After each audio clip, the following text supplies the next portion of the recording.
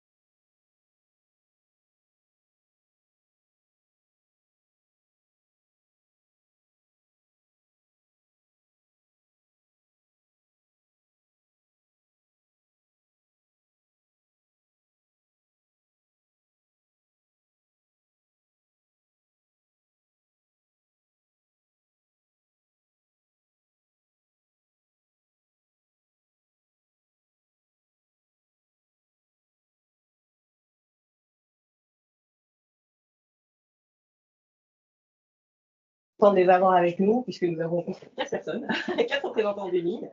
Donc nous avons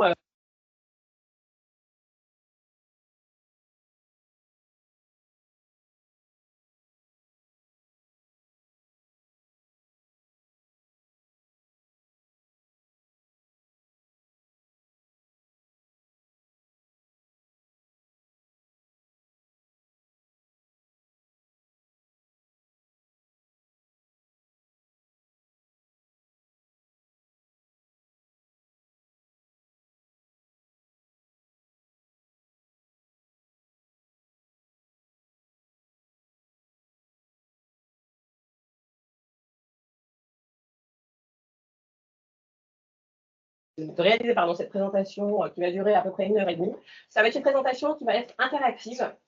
Donc vous aurez la possibilité entre chaque thématique de pouvoir poser des questions, puisque chaque intervenant abordera une thématique différente. Donc entre deux sujets, entre deux thèmes, vous aurez la possibilité d'interagir avec eux et de pouvoir poser leurs questions ou effectuer un partage d'expérience si vous en avez la volonté.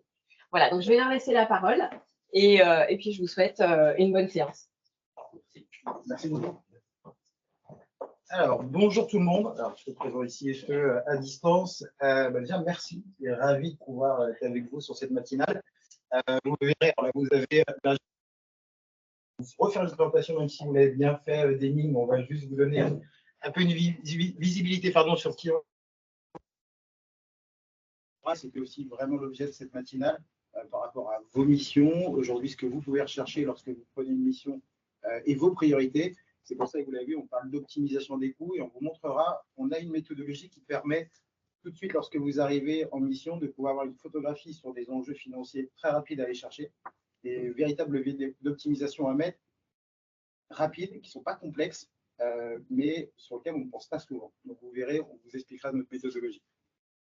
Et vous voyez les 4 sujets qu'on abordera. Alors, il y aura une partie sur l'absentéisme, que c'est un vrai sujet majeur aujourd'hui dans les entreprises. Et puis, ce sera même pas une petite promotion parce qu'on sort bientôt le baromètre de l'absentéisme, donc comme ça, on en profite. Mais après, ça nous permettra aussi de décomposer sur l'optimisation de la masse salariale. Forcément, premier sujet que vous pouvez regarder lorsque vous arrivez dans une structure. Finance et taxes, bien évidemment, et la partie innovation avec des nouveaux leviers à aller chercher. Et Thomas fera la présentation. Voilà.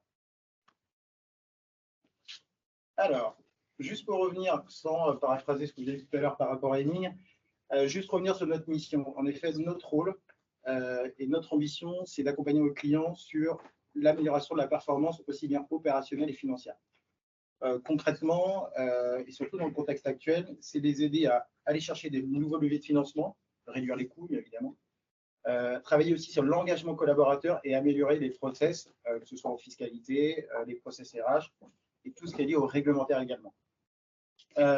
Pour faire tout ça, aujourd'hui, on a 3 expertises que vous avez vues tout à l'heure. La partie RH, bien évidemment. La partie taxes, pardon. Vous êtes les premiers concernés. Vous savez qu'il y a un nombre de taxes assez phénoménal quand on parle en France, qui ne sont pas toujours faciles à identifier et surtout à optimiser. Et la partie innovation, et on verra tout à l'heure sur cette partie-là, c'est comment aller chercher des leviers de financement pour financer vos projets d'innovation et stratégiques, et surtout aussi structurer votre innovation. On sait que c'est une véritable priorité dans les entreprises, et notamment pour se différencier sur ces marchés. Vous le voyez sur notre implantation, le siège est à Paris. Alors ça, c'est toute la partie France, bien évidemment. On a une dimension internationale. On est présent aujourd'hui dans 15 pays, même si, quand même, notre cœur de cible est sur la France, pour une raison simple, c'est la complexité de la loi. Et dès que la loi est complexe, pour nous, c'est un véritable levier. Donc, vous aurez compris qu'il y a une vraie différence par rapport à d'autres pays à l'international. Ce qui est important pour nous, bien évidemment, les 1500 collaborateurs sont des experts. En fait, on dit qu'on est des multispécialistes. J'insiste dessus, c'est vraiment important, parce que dans chacune des thématiques que vous verrez, on a forcément soit des fiscalistes, soit des juristes, des experts en qualité de vie au travail. Enfin, on a tout un pôle de compétences qui nous permet de travailler avec l'ensemble des fonctions direction dans les entreprises. Tu peux passer après, directement, Sophie. Juste pour vous donner une visibilité sur aujourd'hui avec qui on travaille, c'est 15 000 clients à travers le monde sur l'ensemble de nos thématiques. Ce qui est important, c'est qu'on travaille avec tout type d'entreprise, que ce soit de la start-up ou grand groupe. Vous voyez ici, on vous a montré avec qui on travaille sur le CAC 40 et SB 120, mais les différents leviers qu'on met en place sont vraiment applicables dans la majorité des cas sur l'ensemble et sur toute taille d'entreprise. Ça, c'est important à l'avoir en tête. Je peux passer. Alors, là, on vous a ressorti une étude concernant les enjeux et les priorités dans les entreprises. Vous verrez, c'est ce qui vous permettra aussi après de faire le lien avec notre présentation. Il y a 3 leviers principaux qu'on a mis en avant. Une flèche. Soutenir, accompagner la transformation de l'entreprise, bien évidemment. Participer à l'optimisation des coûts. Alors ça, vous le verrez, il y a un phénomène qui s'est passé, vous le savez, c'est l'inflation. Et forcément, c'est devenu une priorité pour les entreprises d'optimiser. Sauf qu'il y a des leviers qui ne sont pas activés aujourd'hui dans les entreprises, et pourtant qui sont assez simples à mettre en place. Et après, on y reviendra tout à l'heure sur la partie management de l'absentéisme, comment améliorer l'attractivité des salariés. Alors, bon, ça vous le savez aussi bien que moi, la partie inflation qu'on n'a jamais vu, ces niveaux d'inflation, et c'est important, c'est l'augmentation sur les salaires, 5% aujourd'hui. Et ça a des impacts, bien évidemment, après sur la rentabilité des entreprises. Il y a un petit mot sur une méthodologie. Donc, en fait, lorsqu'on a préparé cette matinée avec Nadia, on a justement eu l'idée aussi de vous présenter cette méthodologie qu'on met en œuvre en fait sur nos 3 expertises. Donc, on va vous présenter juste après. Donc, ressources humaines, finances et taxes et fiscalité de l'innovation, à travers en fait ce qu'on appelle nous un diagnostic flash. Donc, c'est en fait, on travaille à partir d'une base documentaire légère sur l'ensemble de ces expertises pour identifier les enjeux et les opportunités d'économie, d'optimisation ou de levier de financement qui peuvent être mis en œuvre. Donc, ça, on prend en général une durée de 2 semaines. C'est le temps à la fois de collecter les éléments et de vous faire un premier retour lors d'un steering committee. Ce qui vous permet, en fait, avec une base documentaire légère, de ne pas impliquer forcément beaucoup d'équipes et beaucoup de temps homme pour réunir ces premiers documents, avant de passer à une phase de production. Donc, on rentre finalement dans un diagnostic détaillé si là, on identifie des enjeux sur certaines des expertises citées en dessous. Et ensuite, on met en place l'implémentation pour aller chercher les économies. Voilà, donc ça, on voulait vous le présenter dans le cadre de notre partenariat. C'est quelque chose que vous pouvez prendre avec vous et mobiliser à la suite de cet échange. Voilà pour le petit tour de présentation auprès des lignes. Est-ce que vous avez des questions déjà sur qui sommes-nous? Est-ce que certains d'entre vous nous connaissez déjà? Très bien. Super. On va rentrer dans le vif du sujet avec la première partie. Merci Thomas. Alors bonjour à tous, bonjour à ceux effectivement qui sont derrière l'écran. On va démarrer par la partie absentéisme puisque, alors, bien évidemment, particulièrement en France, l'absentéisme touche quand même de très nombreuses entreprises. Eric a évoqué la partie baromètre de l'absentéisme d'engagement qu'on fait. En fait, on a une visibilité depuis 15 ans, puisque ça fait 15 ans qu'on réalise l'étude et sur lequel on peut avoir justement cette visibilité. Vous voyez là, effectivement, l'évolution qu'il y a pu avoir. Alors, en 2019, on met toujours, puisque ça reste l'année de référence avant Covid. Donc, c'est intéressant pour les entreprises d'avoir vraiment ce repère-là. Un pic, bien évidemment, en 2020 qui frôlait quasiment les 7%, une petite baisse en 2021. Concrètement, en 2022, vous pensez qu'on était plutôt sur une tendance à la hausse, à la baisse par rapport à nos entreprises en France, par rapport à la salle, parce que c'est un peu plus compliqué à l'extérieur. Aucune. À la hausse. À la hausse, à la hausse. Effectivement, à la hausse, largement, une grosse explosion, puisqu'on est effectivement remonté quasiment à des chiffres comme l'année 2020, donc à peu près à 7%, enfin un petit peu moins de 7%. Ce qui est intéressant plutôt à retenir, puisqu'un taux, c'est bien, mais finalement, ce n'est pas toujours très parlant pour une entreprise, et notamment aussi pour les managers de proximité. Donc là, c'est juste un exemple, mais de montrer finalement à quoi ça correspond exactement, c'est mieux. Et en fait, ce 6,70% correspond à 24,5, quasiment 25 jours d'absence par collaborateur. Donc imaginez, par rapport à votre effectif, que chaque collaborateur s'est absenté 25 jours. C'est ce que ça veut dire. Quasiment un mois, tout à fait. Et c'est pour ça qu'en termes d'indicateurs... Pardon, monsieur? Non, je réagissais au 13e mois. Oui, c'est ça. Donc, qui est parfois payé, mais finalement, en fait, on paye deux fois. Et là, c'est comme privé. C'est exactement, vous avez tout à fait raison. On n'est que sur le système privé, puisqu'effectivement, on a des chiffres un petit peu différents, c'est un petit peu supérieur lorsqu'il y a la partie publique. Mais là, on est vraiment sur l'étude uniquement sur des salariés du privé. Ce qui est important en termes d'indicateurs également, pour une entreprise, c'est de le ramener à l'équivalent temps plein. Parce que là, c'est bien effectivement le nombre de jours, ça permet de produire, mais finalement, on est une entreprise de 100 personnes, on est une entreprise de 1000 ou 10 000. Finalement, concrètement, notre taux d'absentéisme, ça représente quoi en termes d'équivalent temps plein? Il n'est pas rare pour des entreprises, selon certains secteurs d'activité, juste pour citer un exemple, dans du médico-social, on peut avoir des taux d'absentéisme qui sont au-delà de 10%. On peut avoir, pour des entreprises de 300 collaborateurs à peu près, 50, 60 TP absents. Imaginez la difficulté derrière en termes de levier, effectivement, d'économie à aller trouver, parce que l'activité, il faut quand même la continuer à un moment donné par rapport à ces activités-là. Donc, c'est vraiment des sources en tout cas importantes de dépenses. Oui, monsieur. Il y a des secteurs bons élèves et puis... Ah, bah, alors on va le voir juste après. Effectivement, il y a des zones géographiques. Si on peut appeler ça bon élève. Ce sont des jours calendaires. En fait. Oui, ce sont des jours calendaires, tout à fait. Ce sont effectivement des jours calendaires. Par rapport à un autre indicateur, on a parlé des équivalents ou des jours d'absence, un autre indicateur qui est aussi très parlant et qui montre, on l'a évoqué tout à l'heure par rapport au côté finalement fidélisation, au-delà de la fidélisation, c'est l'engagement collaborateur dans son ensemble. Le pourcentage en fait d'absents au sein d'une structure, là c'est en France, au sein d'une structure, permet quand même de voir si on est plutôt sur une finalement typologie d'absence longue, plutôt une typologie d'absence courte, ça a touché finalement tous nos collaborateurs ou qu'une seule partie de la population. Voilà, ça c'est vraiment aussi important à étudier lorsqu'on intervient en entreprise, c'est de connaître l'architecture finalement de notre absentéisme. Parce que si je reprends le repère de 6,70 de tout à l'heure, il peut avoir complètement deux images différentes d'une entreprise à l'autre, alors que le taux est le même. Pourquoi c'est important de comprendre l'architecture? Parce que derrière ce taux d'absentéisme, on ne prend en réalité que les accidents du travail, les accidents de trajet, la maladie ordinaire et la maladie professionnelle. Toutes les autres absences, congés payés, formation, etc., ne sont pas pris en compte dans le calcul. Pourquoi? Parce qu'on ne retient finalement que les motifs d'absence sur lesquels l'entreprise a toute partie la main. Donc, c'est le cas sur l'accident de travail, la maladie professionnelle, mais aussi sur la maladie ordinaire, notamment lorsqu'on est, alors, bien évidemment, sur le volet santé, on est à chaque fois, comme je dis toujours, il y a un arrêt de travail qui, à un moment donné, a été donné par un médecin. Donc, il y a bien un arrêt de travail et on ne peut pas contester, on va dire, contester cette dimension-là.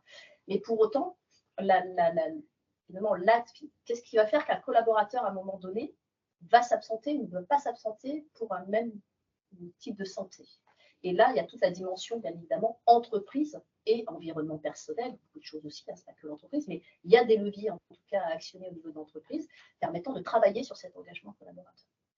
Et donc, par rapport au pourcentage d'absents, ça nous amène à cette dimension-là. On était en 2019 à 35%, on est monté aux alentours de 40, 41 en 2020. Pareil, même question que par rapport au taux d'absentéisme, vous pensez qu'on est plutôt sur une tendance similaire à 2020, à la hausse, à la baisse? Comment vous avez perçu ça au sein des organisations dans lesquelles vous avez travaillé sur ces périodes? Là, on est vraiment sur le pourcentage de collaborateurs qui s'absentent. Est-ce qu'on est sur 1 sur 2, 1 sur 3? Aucune idée.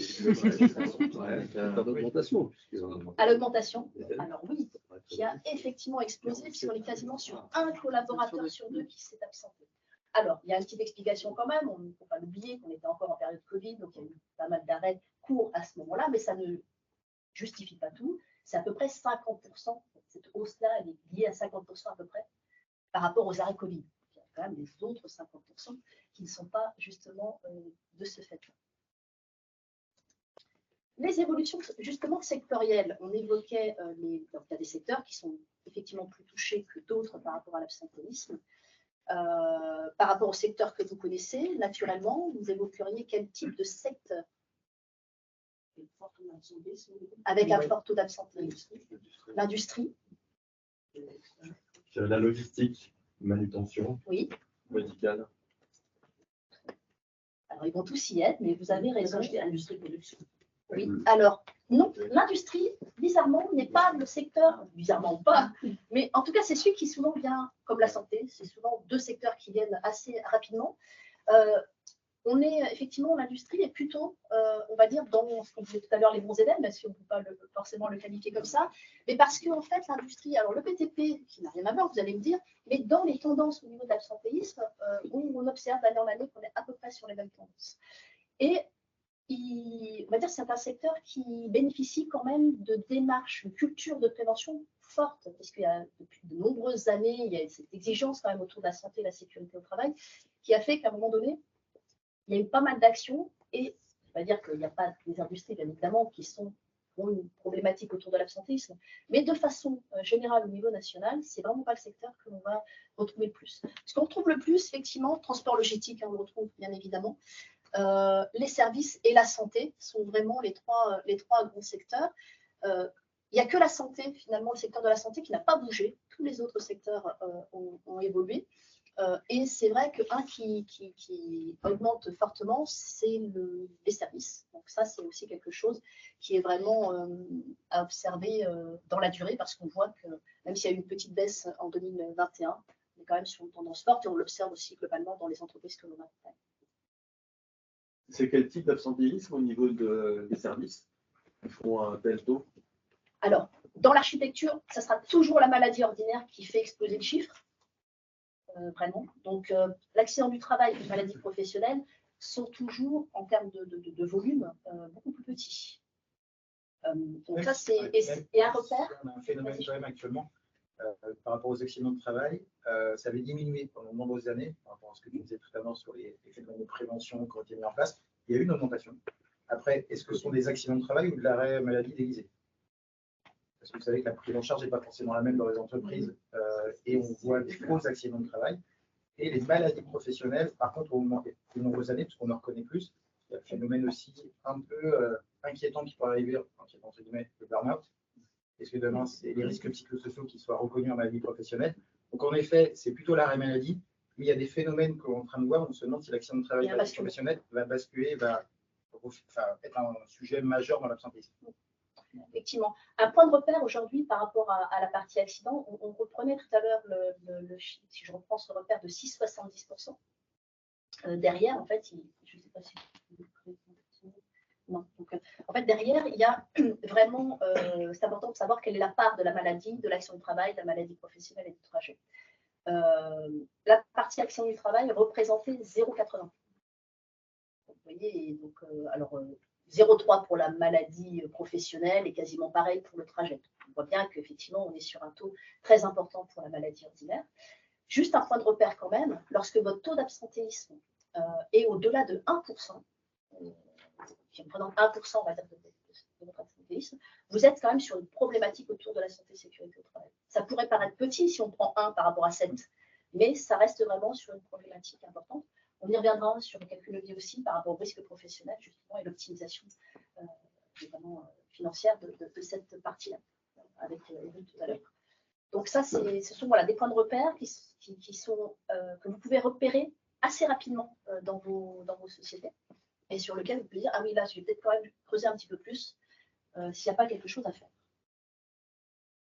Un autre point aussi par rapport à l'engagement collaborateur et qu'on a vu augmenter aussi fortement, c'est la notion de polyabsence. Donc, on a vu tout à l'heure qu'il y avait à peu près un collaborateur sur 2 qui s'était absenté, mais sur cette part de 1 collaborateur qui se sont absentés, il y en a quasiment 1 sur 5 qui a été absent 3 fois ou plus dans la même année. Donc, on voit bien qu'on a un phénomène, et là, on repère en fait tous les signaux, entre guillemets, potentiellement faibles de la partie désengagement ou engagement collaborateur, tout dépend dans quel sens on veut le mettre. Et pourquoi c'est important à aller regarder aussi et questionner la polyabsence? Parce que si on reste, on va dire, trop macro au niveau du taux d'absentéisme, on ne regarde que finalement la partie collective de la problématique. Il y a de plus en plus, on va dire, la polyabsence, elle questionne en fait beaucoup plus les situations individuelles. Et dans les situations individuelles que l'on voit que l'on observe, ça va être les salariés aidants, ça va être les salariés avec une maladie chronique qui n'ont pas forcément besoin, on va dire, de s'absenter longtemps, mais qui ont besoin de s'absenter régulièrement par rapport à des examens médicaux. Et sur lequel le collaborateur ne va pas forcément souhaiter non plus évoquer le sujet avec son employeur. Parfois, lorsque justement on accompagne l'entreprise et que cette question-là elle est vraiment abordée d'un point de vue managérial, ça permet vraiment de traiter beaucoup de situations, justement, et de limiter. Alors déjà, ça permet de montrer aux collaborateurs qu'on s'intéresse effectivement, on va dire, à lui en tant que personne et collaborateur, mais aussi de pouvoir justement accompagner les politiques, vos politiques RH, par rapport à tout cet accompagnement. Aujourd'hui, on pénurie, on va dire, de ressources dans beaucoup de secteurs d'activité. On connaît l'enjeu de garder et de maintenir en emploi les collaborateurs. Un autre point aussi par rapport à la polyabsence, ça renvoie également à des notions donc, de désengagement, pardon, comme on le disait. Et on voit c'est flagrant sur les chiffres du haut. Lorsqu'on a questionné justement dans notre panel, au niveau de l'étude, on a les collaborateurs qui souhaitent changer de poste. Pour les polyabsences, au 62%, alors que si on revient effectivement à la politique, sur la partie des non-absents, on tombe à 40%. Pareil, sur la partie « je souhaite changer d'entreprise », on est un collaborateur sur 2 polyabsents qui souhaitent le faire, alors qu'on descend à 30% pour les non. Donc on voit bien que cette notion d'absence amène aussi à cette volonté parfois de changement soit de métier au sein de sa structure, ou de changement tout court, pour aller voir effectivement d'autres activités. Oui, madame. Je voulais vous poser une question. Vous ne pensez pas qu'il y a eu aussi un report assez anormal des congés non pris pendant l'année 2020-2021 avec un paquet, une date à partir de laquelle les salariés n'étaient pas conservés? On ne l'a pas. Ça en 2022.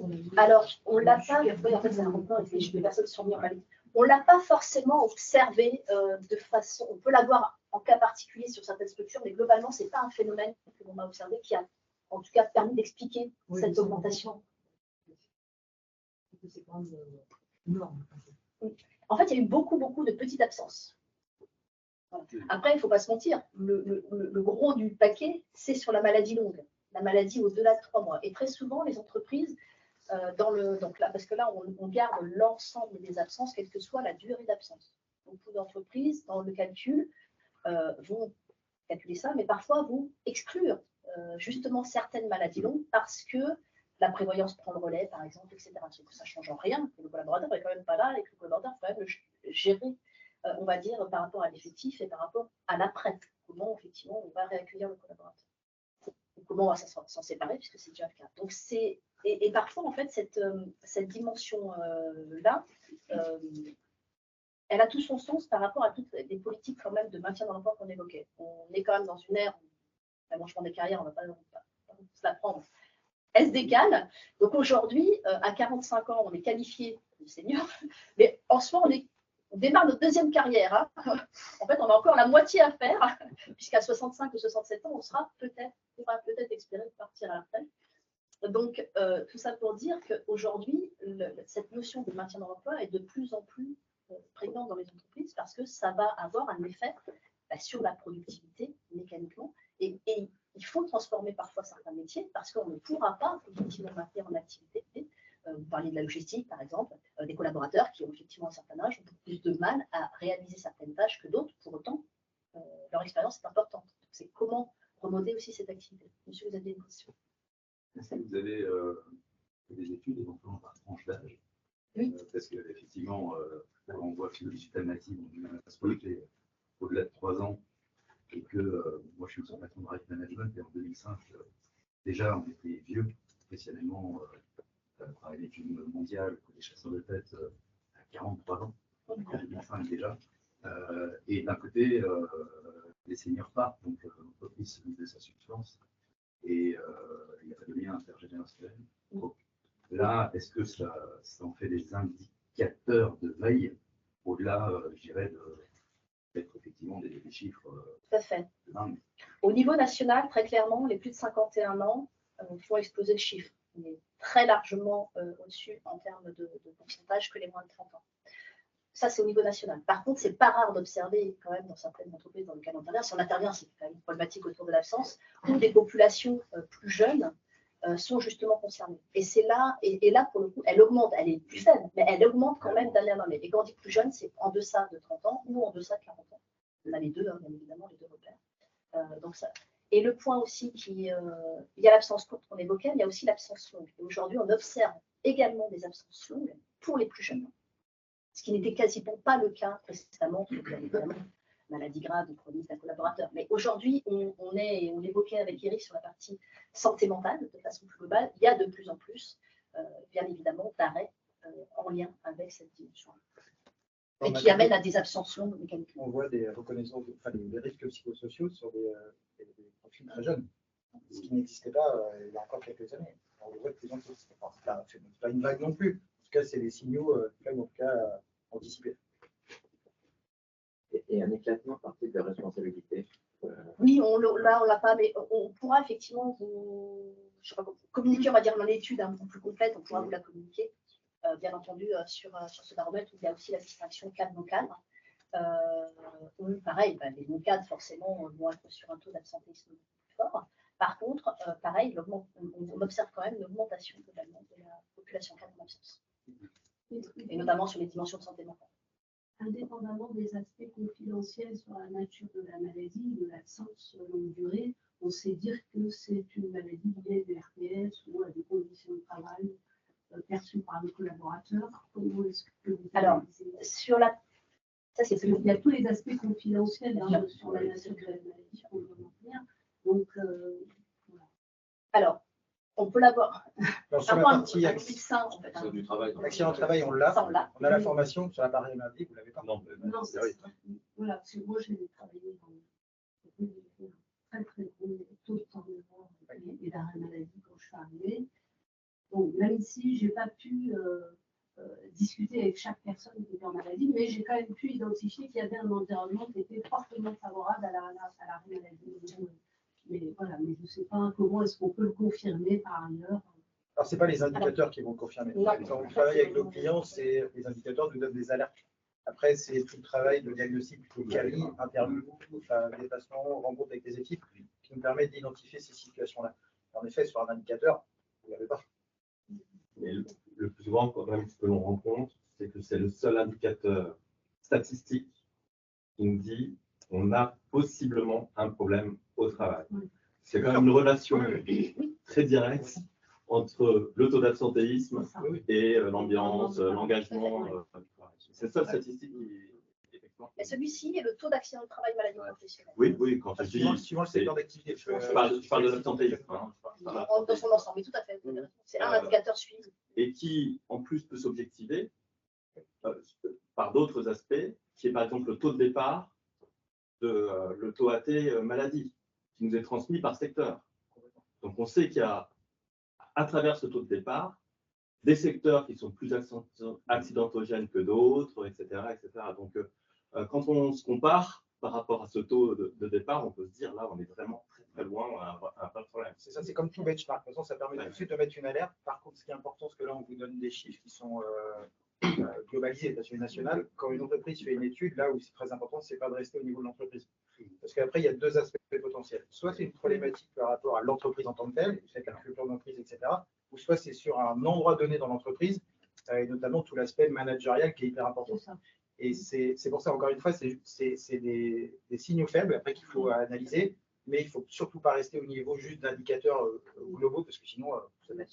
Oui, on dit toujours, on dit toujours effectivement, cette partie indicateur, elle questionne plus qu'elle apporte des réponses. En fait, on arrive effectivement à une masse de questions, c'est le but de l'indicateur, mais ça fait parfois peur à certaines entreprises justement d'aller plus loin, parce que finalement, c'est qu'est-ce que je vais trouver. Madame de Il y a aussi des taux de départ sur les nouvelles recrues. Oui. Vous avez dans certaines entreprises, ça atteint 70%. Et là, les filles ne peuvent pas regarder. C'est un environnement qui est vraiment délicat. Il faut en revenir à certains secteurs, on les connaît ces secteurs. Et ça fait des années qu'on laisse faire. En fait. Parce que il y a des secteurs qui sont très protégés et on ne peut pas intervenir. Parce que vous faites débarquer quand même le secteur du travail, il va relever tout ça. Et puis ensuite, il va piloter et il va demander à la direction de répondre. Et on les connaît. Et on connaît aussi le type de management. Il y a encore du management en France qui est totalitaire et autocratique. Vous avez des gens qui pourront. Donc vous avez des directeurs qui résistent un peu, puis ensuite ils passent en phase burn-out. Et puis les équipes en dessous, elles n'ont plus la tête et elles ne cherchent plus à partir parce qu'elles sont au mieux démotivées, au pire lessivées. Et vous pouvez les prendre à n'importe quel âge, qui sont des salariés lessivés. Vous avez tout à fait raison, effectivement, on observe ce type de phénomène, mais j'ai envie de dire, ce n'est pas la majorité, heureusement, des entreprises que l'on observe. Et c'est important, en fait, de se dire en tant qu'entreprise, voilà, par rapport à ces signaux, finalement, d'alerte que je peux avoir, si je ne veux pas, justement, que ça, selon certains secteurs, vous avez des secteurs qui, comme vous disiez, qui sont effectivement concernés et où c'est très compliqué, où il y a effectivement des instances représentatives personnelles très fortes, voilà, qui aussi peuvent parfois compliquer les éléments. En tout cas pour la perception de l'entreprise, ça permet, on va dire, en fait, ce questionnement-là, il est vraiment important pour l'entreprise parce que souvent, elle n'ose pas en fait s'arrêter sur ces points-là parce que justement, on est sur des changements très importants. Quand je dis changement, des mouvements fréquents. Et ça perturbe énormément aussi les collaborateurs par rapport à ça.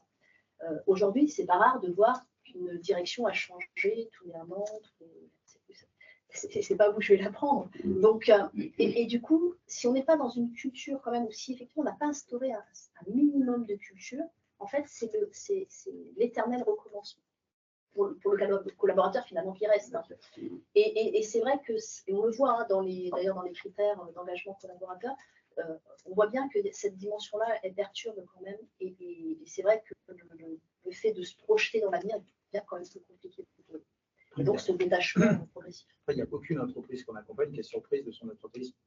Non. Tout le monde le sait. Ce n'est pas des indicateurs qui vont relever, qui vont tout de suite mettre une alerte sur le sujet. très souvent, ce qui se passe, après on va en parler, c'est de pouvoir quantifier le coût de certains. Parce que les problématiques dans l'entreprise, il y en a plein. Donc, c'est quelle priorité on va mettre sur ce sujet-là. Et c'est quand on commence à creuser sur l'impact réel que ça peut avoir en termes financiers, sur l'absence le coût d'absence directe, hein, déjà, sur un absent, un remplacement, etc. Et surtout, là, ça devient problématique sur la production. On parlait tout à l'heure des courtes absences. On dit souvent c'est ça qui est plus problématique que des longues absences. Il y a des entreprises, des absences longues, c'est pas grave. C'est un coup, ils le savent, mais c'est pas grave. Par contre, les courtes, c'est encore pire pour eux parce que c'est toute la question de planification, d'organisation. Et ça, réussir à le quantifier permet de mettre une alerte sur le sujet. Et après, j'ai vu l'alerte, mais moi j'ai vu plusieurs fois dans des grosses structures CAC 40 où ils n'étaient pas en capacité de calculer et de connaître le coût que ça représentait l'absentéisme. Et quand vous leur donnez un peu de visibilité, tout de suite, ça devient prioritaire. Donc j'accélère.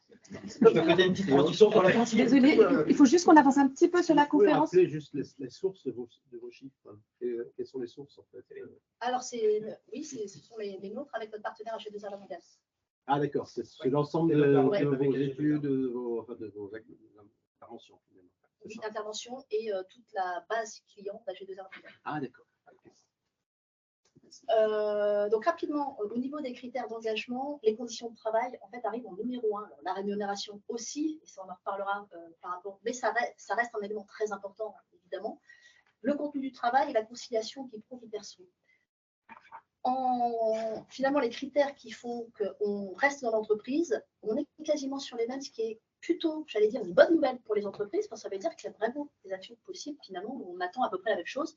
Le point qui change, c'est l'autonomie. Je trouve ça plutôt très positif aussi, avec cette volonté, justement, de continuer à se développer. J'accélère. Tu évoquais, effectivement, le coût de l'absence. D'abord, il y a les coûts directs, tu l'as dit, par rapport notamment globalement au maintien dans l'emploi, et puis toute la dimension de points directs, le remplacement, la perte de production, le dialogue social, dégradé, etc. Je ne vais pas développer l'ensemble. Juste un petit point de repère, au niveau finalement du coût, c'est 1% d'absentéisme, c'est à peu près l'équivalent d'1% de masse salariale en termes de coûts directs et 2% lorsqu'on intègre les coûts indirects. Et là, je pense qu'on est vraiment un peu prudent sur le sujet. Les 1%, c'est sûr, c'est le minimum, mais c'est logique, c'est mathématique. Sur les 2%, ça va être très différent d'une entreprise à des structures qui sont largement au-dessus en termes de coûts. Et l'intérêt d'avoir le taux d'absentéisme, pour le coup, même si on a expliqué ce qui est pas important, c'est le taux, c'est la tendance, c'est l'évolution. Le taux permet de toucher, de quantifier. Vous avez 7% de taux d'absentéisme, au minimum, c'est le coût de 7% de masse salariale. Ce qu'il faut comprendre, c'est le coût global, c'est 2% ou 2 plus 1 égale 3 2 plus 1. 2 plus 1. Je te laisse la main, Eric. Alors, transition la rapide. transition sur les coûts, justement, donc le stade intermédiaire.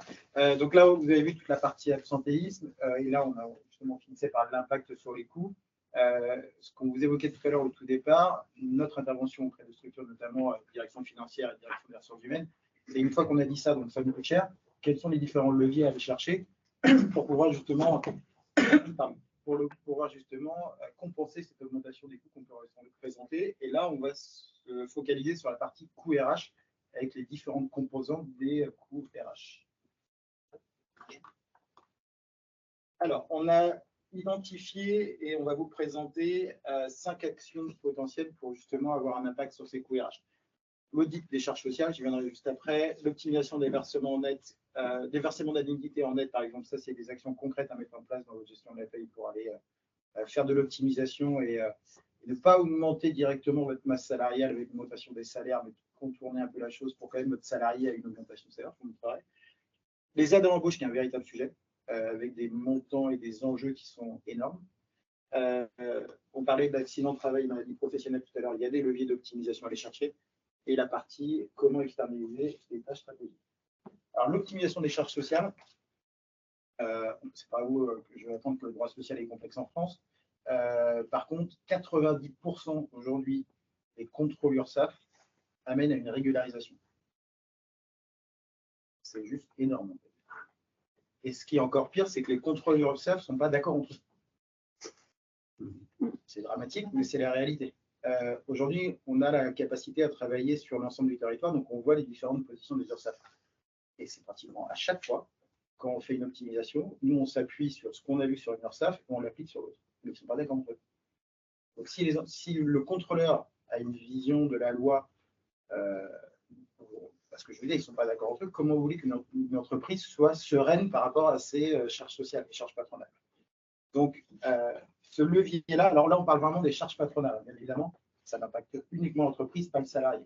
Quand on travaille sur la partie optimisation, vous voyez ici, c'est les différents leviers qu'on va aller chercher.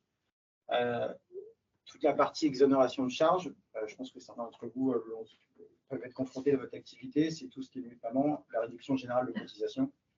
Ex-Fillon, pour ceux qui connaissent, là, c'est juste une usine à gaz. Enfin, pour gérer Fillon ou RGC dans les outils paye, ça change tout le temps, c'est impossible de s'y retrouver. Ça, pour le coup, alors dans nos audits, vous avez 90% amènent à l'organisation. 9 dossiers sur 10 qu'on optimise, on trouve des optimisations. Parce que, je vous dis, ces sujets des RGC sont extrêmement compliqués à gérer. Il y a tout ce qui est lié à l'absence maladie. Alors, on fait le lien avec tout à l'heure ce que tu évoquais. Dès qu'il y a une absence, c'est une complexité à gérer en paye. Et derrière, vous avez des impacts sur la réduction générale de cotisation et sur les différents leviers des charges sociales. Et là, c'est sûr, vous avez une optimisation. Donc, sur cette partie-là, en fait, ce qu'il faut juste retenir, c'est ce que je dis à chaque coup à nos clients, il faut juste retenir ça. 90% des contrôles amènent une régularisation et les contrôleurs, ça, ne sont pas d'accord. Donc, ça, c'est vraiment l'axe prioritaire qu'il faut aller chercher sur cette partie-là. Là, on ne l'a pas détaillé, on n'est pas rentré dans chacune des pistes, bien évidemment, ce n'est pas l'objet, mais on vous transmettra la présentation. Si derrière, il y a des éléments où vous souhaitez des précisions, on pourra vous les soumettre, bien évidemment. Oui, si tu peux juste passer. Point important pour vous donner la visibilité de la façon dont on travaille, et ce qu'évoquait Thomas tout à l'heure sur notre capacité, avec très peu de documents, à vous faire déjà une photographie sur les enjeux potentiels. Ce qu'il nous faut juste, c'est plus qu'un taille, évidemment, parce que c'est la source de l'information. Les rubriques de charge et des éléments autour, par exemple, de la contribution à GFIP, je ne sais pas si ça vous parle, l'obligation pour les entreprises d'avoir un quota d'employabilité des personnes en situation de handicap. Si vous ne l'avez pas, vous payez très cher. Et ça, c'est fait partie des éléments qu'on va auditer. À partir de là, nous, on vous fait une analyse, un audit, on vous fait le rapport en disant voilà les leviers prioritaires que vous pouvez aller chercher. On met bien évidemment en avant les montants que vous pouvez aller récupérer. Et si vous souhaitez aller plus loin, on vous fait du chiffrage au réel, bien évidemment, et on va prédire ça pour récupérer les montants qui sont récupérés pour vous. Ce qui est important, et j'avance pour ne pas être en retard, je vous ai juste donné un peu de visibilité sur les enjeux. Jusqu'à 1 500 € par salarié. Là, on est sur des montants qui sont juste énormes. Et l'intérêt de ce type de mission, c'est que tout de suite, vous pouvez faire des économies.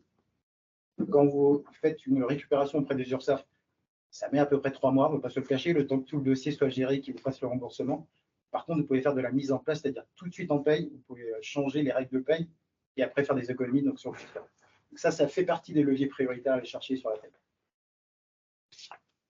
Alors, je vous parlais tout à l'heure des aides à l'embauche. Alors, c'était aussi un sujet prioritaire pour une question simple, c'est que ça a été reconduit jusqu'à la fin du quinquennat, avec des enjeux aussi énormes. Et il y a une véritable recherche aussi de possibilités pour dire au chômage, tout simplement. Donc, on donne la possibilité aux entreprises d'avoir des aides sur différents profils que vous voyez ici. En fait, très souvent, ils ne sont pas activés. Alors, je parle juste des alternants. Je pense que vous connaissez la règle, il faut au moins 5% pour pouvoir bénéficier des aides. Ça, c'est une première chose. Mais les aides, elles sont compliquées à gérer et compliquées à traiter dans les entreprises. En fait, souvent, les entreprises n'ont pas le temps de le gérer. C'est mal suivi. Et surtout, vous avez une obligation d'aller vite, puisque maintenant, sur les aides à l'embauche, la partie alternant, c'est 5 jours pour gérer le dossier et l'envoyer. Ça, les entreprises, avec le multiple sujet que vous avez à faire, elles ne le traitent pas. Sur cette partie alternant, c'est 6 000 € pour 1 an. C'est énorme en termes d'aide. Et ça, c'est assez. Une fois que vous l'avez mis en place, vous avez la possibilité d'aller jusqu'en. Là, c'est la dernière règle, c'est 31/12/2025. Donc, tout de suite, ça, c'est pour vous. Si vous avez les 5%, il faut surtout, c'est obligatoire d'aller chercher ces aides-là. Sur la partie ici, emploi franc, très souvent, ce n'est pas mis en place dans les entreprises. Je ne sais pas si ça vous parle, les emplois francs. C'est dès que vous avez dans une zone géographique donnée un salarié que vous recrutez, vous pouvez bénéficier de ces aides. L'idée, c'est justement d'aller chercher et revitaliser certaines zones géographiques. c'est pratiquement jamais activé dans les entreprises, ou très rarement. Et on est quand même sur des montants assez conséquents, entre 2 500 à 5 000 euros par an. Vous avez une question? Non, c'est juste qu'effectivement, il y a ce nouveau métier. Maintenant, il y a des entreprises qui se sont spécialisées pour aller chercher les emplois francs. Oui. L'administration est un peu lourde, c'est tout. Alors même, ils le font en amont. Il y a des entreprises, quand elles cherchent à s'installer ou cherchent une zone géographique pour s'installer, elles vont regarder ça. Quand vous avez monté une usine et vous avez directement sur une zone prioritaire, je vous laisse calculer les enjeux, c'est assez rapide à aller chercher et sur des montants assez conséquents. Et ça, c'est très rarement activé, régulièrement. Ça, salarié en situation de handicap, pareil. On pense contribution à GFIP, c'est ce que je vous expliquais tout à l'heure, c'est-à-dire au moins avoir les 6% minimales pour ne pas payer la contribution, mais il y a aussi des aides si vous employez des travailleurs en situation de handicap. Ça, c'est pratiquement jamais activé. On a juste illustré un peu pour vous donner de la visibilité sur les enjeux. Après, c'est la règle de base pour à peu près 1000 salariés. Les montants d'aide à l'embauche potentielle par an, c'est 150 000 euros. Ce qu'on voit aujourd'hui, quand on accompagne des gros groupes, pourtant, certains ne récupèrent rien du tout aujourd'hui. C'est des montants qui sont énormes et très souvent, ce n'est pas identifié dans les entreprises. Ce n'est pas la première chose auquel vous allez penser quand vous arrivez dans une structure, d'analyser cette partie-là. Et pourtant, il y a des leviers très forts à aller chercher rapidement. Pareil sur les emplois francs, ça on vous l'a illustré. Pour 10 000 euros pendant 3 ans, soit 30 000 euros, pareil. Encore une fois, alors les emplois francs, il y a moins de volume que les alternants, bien évidemment, mais c'est quand même dommage de passer à côté de cette partie-là. Pour l'instant, c'est, je vous l'ai dit, pérennisé jusqu'à la fin du quinquennat. Il faut quand même être vigilant parce que ça peut évoluer. Après, on vous a donné quelques pistes aussi pour ce que l'on évoquait tout à l'heure. Comment augmenter vos salariés sans directement avoir un impact sur notamment vos charges patronales. Je ne sais pas si c'est des choses que vous connaissez forcément, mais vous avez déjà mis en place. C'est des choses assez simples à mettre en place, mais qui tout de suite vous permettent, vous, de passer en net, je parle pour les experts de la paye, et donc d'éviter d'avoir des charges patronales dessus. Mise en place de tickets restaurants, pareil, les différents plafonds ont été revus. Vous avez la possibilité d'aller jusqu'à ces niveaux-là. Et l'intérêt de tout ça, je ne vais pas tout détailler, parce que sinon on va exploser le timing, c'est de se dire, tu peux revenir juste avant, s'il te plaît, quand on fait l'addition des différentes thématiques qu'on a vues ici, et l'augmentation que ça procure pour les salariés, comme par hasard, on arrive à 6%. 6%, c'est ce qu'on évoquait tout à l'heure, c'est même si c'est 5% aujourd'hui de l'augmentation de la masse salariale. C'est-à-dire que vous n'augmentez pas votre masse salariale directe. Par ce biais-là, en tout cas, vous proposez à votre salarié, vous mettez à votre salarié une augmentation de salaire de 6%, mais vous ne payez pas les charges patronales dessus. Donc ça, bien évidemment, on vous le donnera. Vous pouvez regarder si c'est mis en place ou pas dans les structures dans lesquelles vous êtes. Mais voilà, on a pris 5 exemples sur lesquels vous pourrez vous appuyer. Vous avez une question, pardon? Non, je disais la PPV, bien sûr, on active. Oui, alors là, ça va dépendre du secteur d'activité, bien évidemment. Mais on le voit, certains ne le mettent pas du tout en place. Ah oui. Pourtant, c'est simple. Tout à l'heure, on parlait de l'absentéisme lié au risque professionnel. Là, on va faire un focus sur la cotisation accident de travail maladie professionnelle. Il faut avoir quelque chose en tête. Depuis 2012, puisque chaque année, en fait, il y a une révision de la part du législateur pour pas faire un détail de coût, mais pour avoir une augmentation, je trouve c'est comme ça, une augmentation de l'impact d'un accident de travail en termes financiers. Depuis 2012, ça a augmenté de 46%. C'est-à-dire, en gros, vous avez la même sinistralité, ben, vous payez 46% de plus. Donc, c'est compliqué à admettre pour les entreprises, parce qu'un préventeur, par exemple, qui va travailler et qui va aller chercher ou demander des budgets pour justement mettre en place des plans de prévention, le problème, c'est que si ça ne baisse pas, déjà, vous prenez 46% d'augmentation. Donc ça, c'est un sujet qui est rarement anticipé dans les entreprises, à part des structures qui ont un niveau de sinistralité élevé. Ça, ils connaissent, mais les autres, pas forcément. Et le taux AT moyen en France, c'est 2,12. C'est appliqué sur la masse salariale. On est quand même sur des niveaux assez forts en termes de cotisation. Ça peut être un repère pour vous. On a le détail par secteur d'activité pour voir où vous vous positionnez. Le 2,12, les écarts types sont énormes. Vous prenez les métiers tertiaires versus industrie ou grande industrie où il y a des grands niveaux de sinistralité. ça n'a pas de sens. Donc, on pourra vous les donner par type d'activité, ça vous permet de vous repérer très vite, pour voir s'il y a un enjeu ou pas, tout simplement. Donc, juste sur cette partie-là, si tu peux passer, s'il te plaît, Sophie. En fait, ce qu'on voulait juste vous mettre en avant, c'est que très souvent, la possibilité d'optimiser le taux accident de travail, c'est de contester les dossiers d'accident de travail. En gros, votre entreprise est-elle responsable de l'accident? Pendant de nombreuses années, on pouvait gagner ce qu'on appelle sur la forme, parce que la caisse gérait mal ses dossiers. Alors, ça a changé, mais tant mieux, c'est quand même mieux qu'ils gèrent bien leur dossier, mais maintenant, il y a quand même des vraies problématiques sur le fond. Par rapport à ce qu'on dit tout à l'heure, la longueur d'un accident de travail, est-ce que c'est légitime? On a aujourd'hui des salariés qui, pour une foulure, sont arrêtés 3 ans. Et la responsabilité sur l'entreprise le coût pendant 3 ans. Et donc, il y a différents leviers pour agir sur cette partie-là, avec des médecins notamment, c'est de contester la durée d'accident de travail, par exemple, et aussi ce qu'on évoquait tout à l'heure, les taux d'incapacité. Je ne sais pas si ça vous parle. Quand un salarié a un accident assez grave, il a une incapacité, vous avez un coût très très fort sur lequel vous êtes impacté. Mais c'est pareil, est-ce que c'est légitime ou pas? Et encore une fois, la question, c'est est-ce que l'employeur est responsable de cet accident-là? Donc, il y a différents leviers pour agir, mais ce qu'on voulait juste vous mettre en tête, c'est qu'en fait, il faut agir dès la phase déclarative. Ça, c'est quelque chose qu'il faut vraiment avoir en tête, parce que pendant de nombreuses années, on contestait uniquement à la fin. C'est-à-dire, vous aviez un dossier qui arrivait, donc un accident de travail qui était reconnu, et c'est à partir de ce moment-là que vous agissiez. C'est trop tard. Ce qui se passe, c'est le juge dit, vous avez différentes phases pour pouvoir agir pendant la vie d'un accident de travail. Si vous venez qu'à la fin, c'est que vous cherchez juste l'optimisation financière. Donc ça, ils vont pas en tout cas, ils ne vont pas vous enlever cette partie d'accident de travail. Ils vont dire c'est trop tard, vous devez payer. Ce qui est important, c'est dès la phase déclarative, c'est de la sécuriser. C'est-à-dire que vous avez différents leviers, la réserve notamment lorsque vous avez un accident de travail.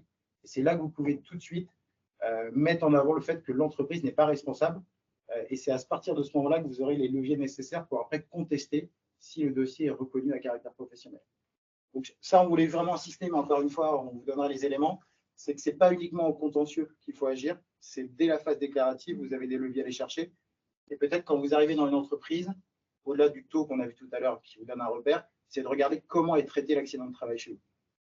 Et ça vous donnera des indices assez rapidement sur savoir ce qui est optimisable. Alors, on a mis en avant aussi d'autres solutions qui permettent, dans les services RH notamment, d'aller optimiser les coûts. Je pense que les DRH qui sont là potentiellement sont d'accord avec moi. Il y a eu un vrai changement dans la direction des ressources humaines depuis le Covid notamment, où il y a eu toute une partie organisationnelle à gérer, des priorités à gérer dans les entreprises, et également, on n'en parle pas souvent, des obligations réglementaires qui sont accélérées et de la conformité aussi dans les entreprises à mettre en place. Sauf qu'aujourd'hui, ce qui se passe, c'est que les services RH ne peuvent plus gérer le flux et tout ce qui est administration du personnel, toutes les tâches un peu chronophages, c'est impossible. Je ne connais pas beaucoup de clients qui ont augmenté leurs ressources en ressources humaines, qui ont fait grandir les équipes ressources humaines. Ça n'arrive pas.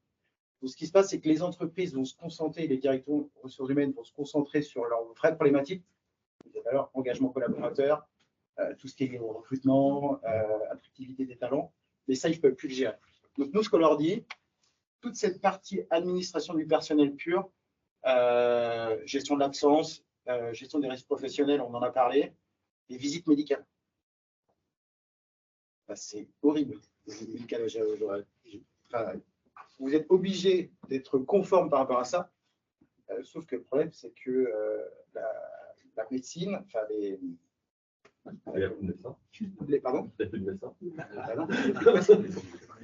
centres médicaux n'ont plus de place. Aujourd'hui, on a des taux de conformité dans les entreprises à 30%. Et c'est la moyenne, hein, à peu près. Et c'est dramatique parce que c'est vous qui êtes responsable. Et après, vous connaissez tous les enjeux. Vous avez un accident de travail sur quelqu'un qui n'est pas conforme sur la visite médicale. Ça part après derrière en peu d'hommes. Lorsque vous avez un sujet, ça remonte très clairement. Sauf que les entreprises sont démunies par rapport à ça. Donc, ça, typiquement, ça fait partie des missions où on prend en charge pour nos clients. Donc, il y a toute la partie identification des salariés, relancer les centres médicaux et vraiment insister pour avoir un rendez-vous et après le suivre dans le temps. Parce qu'il y a beaucoup d'entreprises qui font passer les visites, mais qui ne récoltent pas les éléments, les fiches individuelles des salariés. Et donc, ils ne savent même pas si leur salarié est conforme ou pas. Et c'est une vraie problématique de temps, en fait. Donc, tout ce qui est là, je ne vais pas rentrer dans les détails, mais c'est de se dire comment on va optimiser en externalisant toutes nos tâches chronophages. Nous, on va se concentrer sur vraiment l'essentiel. Mais par contre, ça, vous êtes obligé de le faire. Tout ce qui est traitement de l'absence, visite médicale, on en a parlé, gestion des formations obligatoires et habilitation, pardon, vous n'avez pas le choix, vous êtes obligé de le faire. Donc, nous, notre rôle, c'est ça. C'est de vous soulager par rapport à ça et de vous laisser vous concentrer sur l'essentiel. On a fait juste, je ne sais pas si au niveau timing, c'est bon. Non, d'accord, je vais pas accélérer. Sur la partie IJSS, on a voulu faire un focus que, en termes de levier, c'est un vrai sujet. Alors, je pense que vous êtes certainement familiarisés par rapport aux IJSS. Alors, c'est toutes les entreprises qui font de la subrogation, c'est-à-dire qui avancent pour le salarié les frais de maladie. Donc, c'est un avantage social, hein, très clairement. Alors, c'est un coût quand même, cet avantage social. C'est que les entreprises aujourd'hui, en moyenne, elles ne récupèrent pas entre 15 et 30% d'IJSS. Alors, pour plein de raisons. Déjà, l'absentéisme a augmenté, donc il y a plus de dossiers à traiter. Les salaires aussi ont augmenté, donc il y a des montants d'IJ qui sont plus élevés. Et puis l'absentéisme aussi, ça concerne la CEPAM, qui traite vos dossiers. Et bien, ils en demandent pour les traiter, tout simplement. Et ils ont même mis en place une réflexion pour réduire les effectifs sur le traitement des absences au niveau de la CEPAM. Donc, ça ne va pas s'arranger. Donc, tout ça pour dire, on nous a donné une illustration, une entreprise de 1000 personnes, parce que vous avez une prescription de 27 mois pour récupérer les IJ, c'est quand même potentiellement 350 000 € dehors. Et ça, aujourd'hui, une fois que c'est dehors, il n'y a pas beaucoup d'entreprises qui ont la capacité d'aller relancer les CEPAM pour récupérer l'argent. Donc, c'est du perdu. Et pourquoi ils n'ont pas le temps de le faire? C'est qu'aujourd'hui, vous appelez la CEPAM sur le sujet, c'est 40 minutes d'attente. Et par dossier. Vous ne pouvez plus appeler la CEPAM pour gérer 3 dossiers en même temps. C'est plus possible. C'est un seul dossier. Je ne connais pas beaucoup de services RH ou administration du personnel qui ont le temps de faire ça. En fait. Alors, au-delà du fait que ce n'est pas le plus intéressant dans le métier d'appeler la CEPAM et rester 40 minutes au téléphone, mais en tout cas, c'est pratiquement ingérable aujourd'hui dans les entreprises et c'est pour des causes toutes bêtes en fait. Le salarié n'a pas envoyé son attestation. C'est juste ça qui bloque les dossiers. Et si le dossier est bloqué à la CEPAM, si vous avez la prévoyance, c'est bloqué. La prévoyance ne prend pas en charge tant que le dossier n'est pas géré par la CEPAM. Donc là, je vous ai juste parlé des enjeux IJSS, pas des enjeux de prévoyance. Donc sur cette partie-là, encore une fois, il y a différents leviers à aller chercher. Juste pour ne pas oublier, pour vous donner une visibilité sur le temps que ça prend à vos équipes, pour 1000 payes à peu près, c'est un ETP à gérer, qui va gérer ça l'année.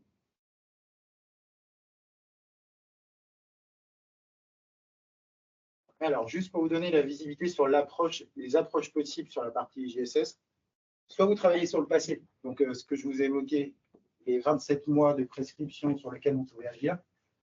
Donc là, c'est une opération coup de poing, comme c'est indiqué ici. En fait, on relève tous les dossiers, on fait le rapprochement, savoir ce que vous avez avancé, ce que vous n'avez pas récupéré. On prend dossier par dossier, et après, on appelle la CEPAM pour débloquer les dossiers. Pour vous donner une idée de gain potentiel sur cette partie-là, lorsqu'on travaille sur le passé, on récupère à peu près 60% des sommes qui sont dehors. Ce qui se passe, c'est si un salarié n'est plus chez vous, pour récupérer l'attestation, c'est un peu compliqué. Mais on va quand même récupérer jusqu'à 60% sur cette partie-là. Après, ça, c'est le passé. L'idée, après, c'est comment on fait pour éviter qu'à l'avenir, on soit toujours sur des niveaux de non-récupération de 15 à 30%, comme j'ai annoncé. Il y a deux possibilités.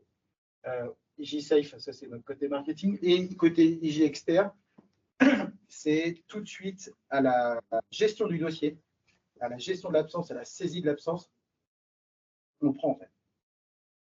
Et quand on fait cette partie-là, on arrive jusqu'à, je le mets juste après Marie-Sophie, 98% de récupération. Donc, vous avez vu les montants, c'est assez conséquent. Et ça, c'est assez rapide à mettre en place et aller chercher. Et pour vous donner un peu aussi de la visibilité, c'est très souvent, quand, pas forcément un manager de transition, mais quelqu'un de la direction ou un DRH qui arrive dans l'entreprise, maintenant, c'est des choses qui arrivent en priorité. Vu les montants, tout de suite, ça permet d'activer des leviers financiers assez forts et c'est encore une fois rapide à mettre en place. Quand on fait une mission de récupération sur le passé, on l'a fait en 3 mois. Donc, 3 mois pour récupérer tous les montants qu'on a évoqués juste avant. Voilà, c'est plutôt intéressant à mettre en place rapidement. J'ai fini sur ma partie, je ne sais pas si vous avez des questions. Tout est clair pour vous? On a encore 30 minutes de conférence. Si on veut garder un petit temps de questions-réponses pour la fin, ça nous permettra d'intégrer les questions en ligne également. Alors, sur la partie JSS, sur la partie passée, c'est au résultat. Ouais, exactement. Et sur cette partie-là, c'est les frais de gestion faits par rapport au volume d'IGSS qu'on va récupérer chez nos clients et qu'on va traiter, en fait, tout simplement. Par rapport au montant, combien de pourcentage? Oui, mais le montant qu'on va traiter et récupérer auprès des CBAM sur la partie externalisation. Exactement. Alors, quand vous voyez 90%, en fait, c'est pratiquement toute l'assiette des IGSS. Du coup, c'est quoi? C'est du 20%? C'est du 15%? Ça va dépendre du montant. En fait. Pour vous donner une fourchette, ça va être entre 15 et 30%. En fait. Entre 15 et 30%. Parce que ça va dépendre du montant et du volume d'IGSS que vous avez traité et de la complexité aussi de certains de vos dossiers. Capacité à récupérer rapidement les éléments dans vos outils, enfin, tout ça, ça rentre dans le montant. Il y a une prestation fixe en fonction du nombre de personnes, du nombre d'heures que vous passez. Je suppose que c'est les tailles d'entreprise et en fait, c'est les montants d'IGSS, encore une fois, parce que le ratio, il se fait comme ça. Quand vous prenez une entreprise de 1000 personnes, ce que je vous évoquais tout à l'heure, on sait à peu près quel est le montant d'IGSS qu'il y a dehors. Alors, la plupart des entreprises, par contre, ne le savent pas. Je vous challenge un peu sur le sujet. Pratiquement tous les personnes avec qui j'échange ne sont pas en capacité de sortir le montant d'IGSS qui est dehors. Et le rapprochement comptable n'est pas si facile que ça à faire. C'est bon pour vous? Super, merci. Bonjour à tous. Donc, moi, je suis André, je m'occupe de la fiscalité locale chez EMI. Je suis issu d'une expertise comptable. Et dans la continuité des coûts RH, on va parler de la fiscalité locale, qui est complexe et lourde en France. Donc, c'est une fiscalité lourde. Deuxième poste de charge pour les entreprises, on compte à peu près 55 milliards d'euros. Il faut compter sur à peu près 60% en 10 ans de croissance sur la partie taxe foncière et CFE. C'est une fiscalité qui est en constante augmentation. On compte également 60% d'augmentation sur les taxes qui sont assises, notamment sur les taxes foncières, taxes d'enlèvement des ordures ménagères et la taxe d'habitation. Donc, c'est des taxes en fait qui aujourd'hui qui augmentent énormément. On est dans un contexte assez particulier, inflationniste. Bruno Le Maire nous évoquait la fin du quoi qu'il en coûte et le début des remboursements des PGE. Donc l'idée, c'est par des missions d'audit de fiscalité locale, c'est d'aller optimiser et générer un petit peu de trésorerie. On intervient de manière assez simple, hein, comme Thomas vous l'expliquait. On fait un premier focus sur la fiscalité de l'urbanisme, donc c'est toutes les taxes qui vont être adossées au permis de construire. On va passer de la construction jusqu'à la démolition. Donc on a les taxes d'aménagement, redevance d'archéologie préventive. Aujourd'hui, on constate que certains SIE ne prennent pas en compte les différents permis de construire qui ont été les spécificités des différents permis de construire qui ont été déposés. Et du coup, on intervient dans la requalification, notamment des surfaces ou des locaux d'affectation qui vont nous permettre de pouvoir optimiser notamment la partie taxe d'aménagement et redevance d'archéologie préventive. On intervient aussi sur la partie taxe foncière et assimilée, donc la taxe foncière commerciale, qui est précisée sur les surfaces, et la taxe foncière industrielle. On a eu en 2022 un revirement de jurisprudence, notamment chez Calais Driveline, qui venait distribuer un petit peu les cartes, notamment sur la partie industrielle, qui vient nous permettre en fait d'exonérer certains biens qui ne sont pas passibles, relatifs à l'activité, qui ne sont pas passibles de taxe foncière. C'est les optimisations qu'on met en place. On a pas mal de cas, notamment sur la partie industrielle ou sur une société qui a fait l'objet d'un contrôle fiscal, on a pu obtenir 800 000 euros de dégrèvement. C'est des missions qui sont peu chronophages. Sur le déroulé de mission, on est sur une analyse d'échantillons de documents, notamment les taxes foncières, le listing des immobilisations. taxe foncière légitime des immobilisations et la cotisation sociale des entreprises. À partir de là, on va être en mesure d'identifier soit des zones de surimposition ou de sous-imposition. On a également au cœur de toutes les préoccupations les taxes environnementales et spécifiques. Donc, on a les co-contributions, les co-emballages, les taxes qui sont assises sur les consommations énergétiques, notamment la TICFE, TICGN, les entreprises qui sont grandes consommatrices aujourd'hui d'électricité ou d'énergie acquittent une taxe qui est assise sur le mégawattheure consommé. Et en fonction du caractère électro-intensif et de cette activité, nous, on va pouvoir venir obtenir un taux réduit, voire un taux partiel sur la taxe relative aux consommations énergétiques. Donc, c'est des missions, on va dire, assez simples. On est sur du quick win. En termes de temps passé, on est sur, grosso modo, 1 mois pour pouvoir identifier les enjeux et mettre également les demandes de dégrèvement auprès de l'administration. On intervient également sur des taxes un peu plus sectorielles, notamment assises sur les chiffres d'affaires. On a la CVAE qui tend à disparaître d'ici 2 ans, la CVAE et la C3S, donc l'organique, plus communément. Aujourd'hui, on s'aperçoit que certaines entreprises sont des taxes qui sont assez simples, elles sont en général pré-remplies. Certaines entreprises ne font pas l'effort de rentrer un petit peu dans le détail de ces taxes. Et il s'avère que sur notamment la C3S, on a certains flux de chiffre d'affaires qui peuvent faire l'objet d'un retraitement. Et donc on a un cas ici aujourd'hui sur un transporteur où on a pu effectivement obtenir 1,9 million d'économies. Donc c'est des missions aujourd'hui qui sont notamment sur la C3S, on n'est pas sur un contentieux, on est sur un courrier réclamatif qui se fait auprès des URSSAF. Ce sont des missions qui permettent aujourd'hui d'aller optimiser la trésorerie et de pouvoir répondre à des besoins de cash au sein des entreprises. En termes de timing, on est sur grosso modo 60 jours, en respectant bien entendu les obligations calendaires. Au bout de 60 jours, en fait, on vous remet un rapport d'expertise qui mettra soit en avant les zones d'économie ou éventuellement les risques qu'on aura constatés. Voilà, comme je vous disais, un impact minimum pour peu de temps investi. En moyenne, il faut compter 2 heures par mois pour vos équipes pour pouvoir aller identifier notamment soit les zones d'économie, soit les zones de risque. Des résultats qui sont assez clairs. On a fait 35 millions d'euros d'économies pour nos clients sur 2023 et 94% donc des clients sont plutôt satisfaits aujourd'hui de notre prestation. On intervient aujourd'hui dans ce contexte assez compliqué où la trésorerie est un élément important au sein des entreprises et donc on passe par ces audits pour aller essayer de récupérer un petit peu de cash. Donc voilà pour la partie fiscalité locale. Merci. Ouais.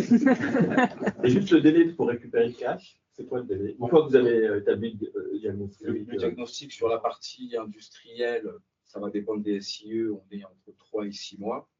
Sur la CVAE, la C3S, les traitements sont un petit peu plus rapides, il faut compter 2 mois pour avoir le remboursement effectivement sur le compte.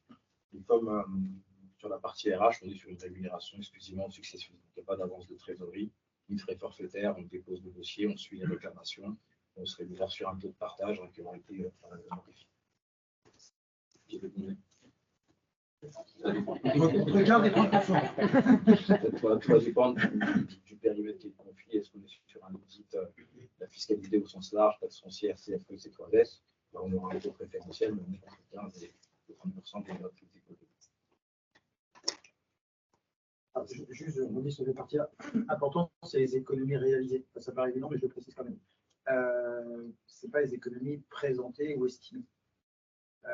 Et vous avez pu voir, justement, on aussi en parlera.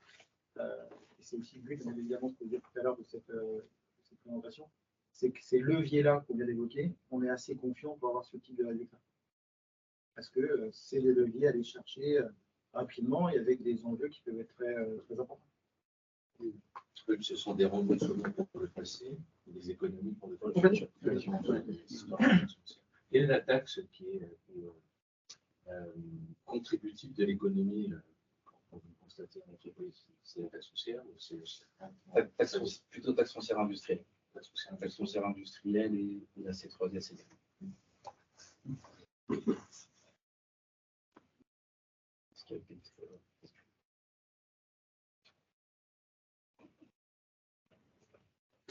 Bon, pas de questions. Merci. Merci. Alors, moi, je vais tenter de vous faire dresser un petit panorama des financements publics de l'innovation, qui sont une belle complexité en France. Voilà, ça c'est pour vous dresser un peu le panorama qu'on a fait avec la French Tech Méditerranée. Donc, on est sur la région Occitanie. Chaque petit coq représente un dispositif d'aide publique pour un start-upper basé à Montpellier ou Toulouse. Donc, en fait, en France, on a de la chance, mais on a un problème de riche, c'est qu'on a tellement de financement public accessible que bien souvent, on ne sait pas forcément à quel guichet s'adresser quand on a un projet, quand on a des activités autour de l'innovation, sur quel finalement dispositif il faut se positionner et mettre du temps homme pour monter son dossier et candidater ou demander un remboursement sous forme de crédit d'impôt. Voilà, donc ça c'est une vraie problématique. Donc c'est pour ça que des structures comme Hemming existent pour finalement accompagner, bien sélectionner et monter les bons dossiers pour obtenir des aides publiques à l'innovation.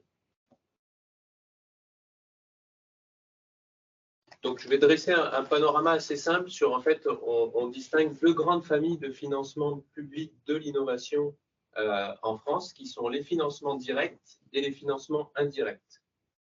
Et donc, on va regarder un petit peu par type de financement, les projets concernés, les guichets, la production à faire pour obtenir ces financements et regarder en termes de calendrier.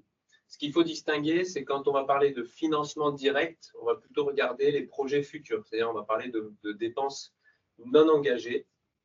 Et donc là, l'entreprise va devoir présenter un projet sur lequel elle n'a pas encore effectué de dépenses. Donc, alors, toujours, on va parler de projets d'innovation ou d'investissement industriel, sur lequel elle va prendre des risques, elle va investir et mettre des ressources. Et donc là, on est plutôt sous la forme d'appel à projet. On regardera un petit peu précisément tout à l'heure le programme France 2030, qui est un programme, le 4e plan d'investissement d'avenir. Mais il y a des dispositifs après opérés par BPI France, l'ADEME, les régions. Voilà, il y a beaucoup d'opérateurs derrière ça. L'Europe aussi a pas mal d'argent pour financer ce type de projet. Et c'est important d'avoir cette notion de dépenses non engagées. Parce que si une entreprise a déjà commencé à dépenser de l'argent dans ce projet, en fait, l'aide n'est plus incitative et donc elle n'est plus éligible en termes d'aide sur son projet sur lequel elle a commencé à mener des dépenses. En termes de production, donc il faut monter un dossier. Donc en général, vous avez le cahier des charges qui est disponible sur le site internet de l'opérateur qui diffuse cet appel à projet. Donc il faut rédiger son projet et mettre en place l'équipe projet qui va rédiger finalement soit un projet monopartenaire, seul, ou collaboratif, parfois avec d'autres entreprises ou avec des laboratoires publics. Ce qui est important de noter là, c'est qu'on est sur des concours en fait. Les appels à projets, ce sont vraiment des concours. Donc si votre projet est bon, mais qu'il y a, je sais pas, 10 projets qui sont meilleurs, et votre bon projet ne sera pas sélectionné. Donc c'est important de mettre en place, et on regardera un petit peu quels sont les critères, les impacts qu'il faut mettre en avant sur une réponse à un appel à projet. Et donc, le calendrier est défini par les appels à projets. Donc, il y a des dates de clôture qui sont annoncées. Donc, ça, c'est plutôt bien fait sur le site de BPI France, l'ADEME. Vous avez pas mal d'informations et ça, c'est très transparent en termes de communication. La seule difficulté, c'est de voir un peu ces appels à projets s'ouvrir, disparaître, revenir, etc. Donc, il y a toute une veille qu'il faut effectuer pour bien connaître tout ça. Et ensuite, on a les financements indirects qui vont, là, si je puis formuler ainsi, récompenser un investissement ou un effort sur l'innovation ou la R&D de l'entreprise qui a été effectué par le passé. Donc, on va regarder plutôt ce qu'on appelle des crédits d'impôt. Je pense que vous connaissez tous le crédit d'impôt recherche, crédit d'impôt innovation. Vous verrez qu'il y a une petite famille d'outils qui est aussi assez sympathique autour du financement indirect.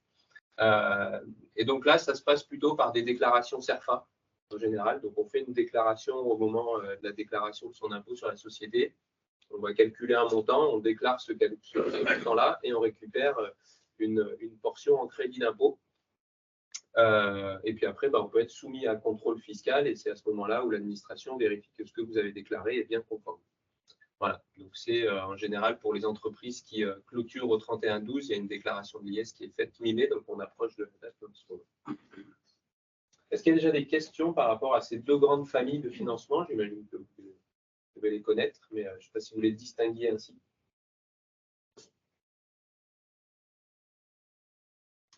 Alors, je vais faire un petit focus sur les aides directes.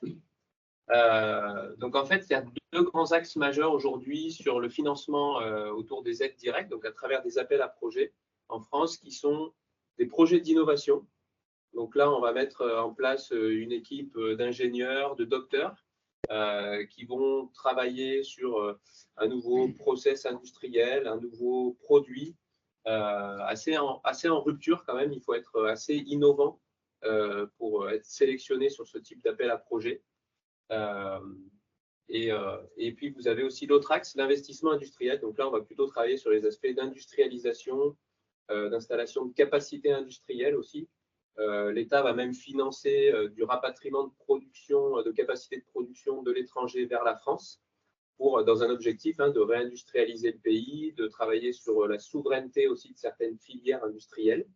Donc, vous avez pas mal de soutien autour de l'investissement industriel et de façon transverse, on va toujours avoir un regard sur l'impact autour de l'énergie, l'environnement ou la décarbonation. Voilà, cette fois sur des sujets innovation et investissement industriel. Donc ça, c'est les deux grands axes. Ensuite, on a des programmes d'investissement. Et donc, je parlais du programme France 2030 qui va se terminer en 2025. Et puis, vous avez aussi des fonds européens de développement régional.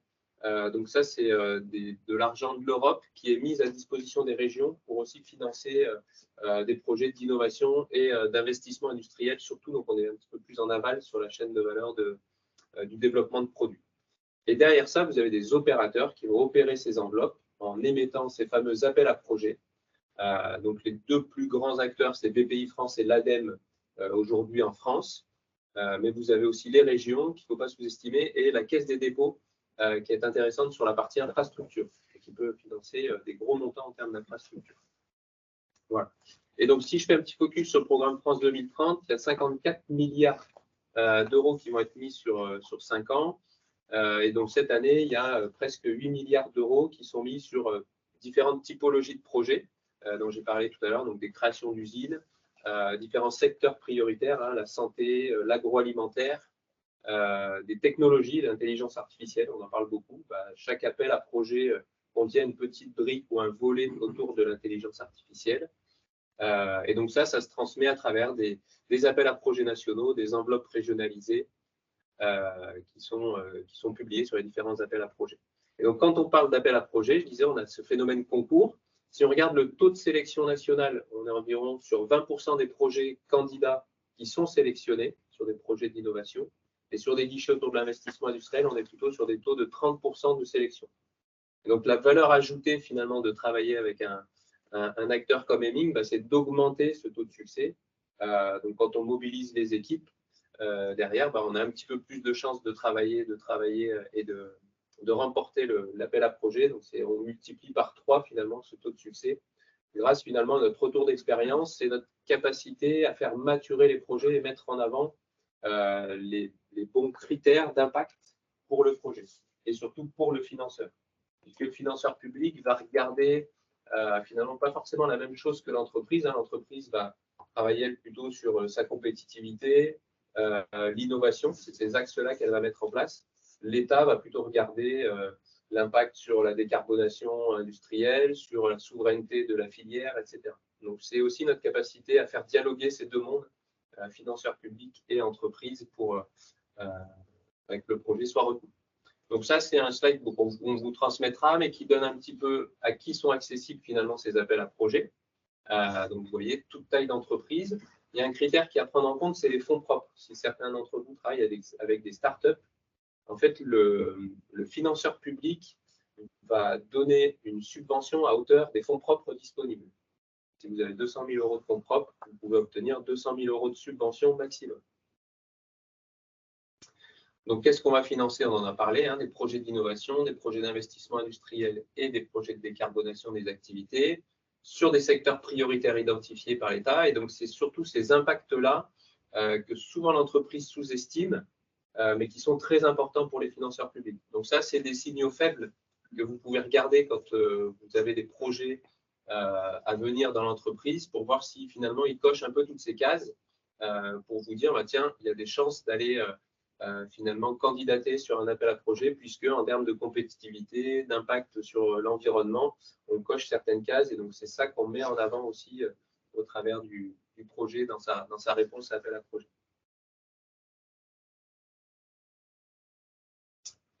Maintenant, si je regarde la famille des aides indirectes, donc vous voyez en haut, vous avez le CIR, C2I, donc qui sont des outils assez connus. Il y a une petite évolution récente sur le C2I qui est passé de 20% à 30% de l'assiette de dépenses. Donc il y a un petit gain voilà, qui peut être obtenu en travaillant sur le C2I. C'est exclusivement réservé aux PME au sens européen. C'est souvent sous-estimé. Là, on va plutôt parler d'innovation. On regardera un petit peu la différence entre le CIR et le C2I. En fait, on va plutôt travailler sur l'innovation produit, alors qu'on va plutôt travailler sur de la recherche et le développement de nouvelles connaissances sur la partie crédit impôt recherche. Vous avez le SICO qui est apparu aussi l'année dernière. Donc, c'est un crédit d'impôt recherche collaboratif. Donc, ça, c'est pour des entreprises qui vont mener des recherches, qui vont faire de la R&D avec des laboratoires publics. Voilà. Avant, on avait un avantage fiscal qui permettait de doubler l'assiette de dépenses quand on collaborait avec un laboratoire public. Donc, la facture du laboratoire public était doublée dans le crédit impôt recherche. Ça a disparu parce que l'Europe a considéré que ce n'était pas légal. Donc, l'État français, pour compenser cette perte finalement de gains pour les entreprises, a créé ce fameux SICO. Donc, en fait, il faut que vous ayez créé un contrat de collaboration avec le laboratoire public. Mais derrière, la facture, quand vous avez ce contrat-là, la facture du laboratoire, vous allez pouvoir en déduire entre 40 et 50% dans votre crédit d'impôt. Oui, entre 40 et 50% dans l'assiette de dépenses R&D. Voilà. Donc ça, c'est intéressant à connaître si vous avez une structure qui collabore beaucoup avec des laboratoires publics.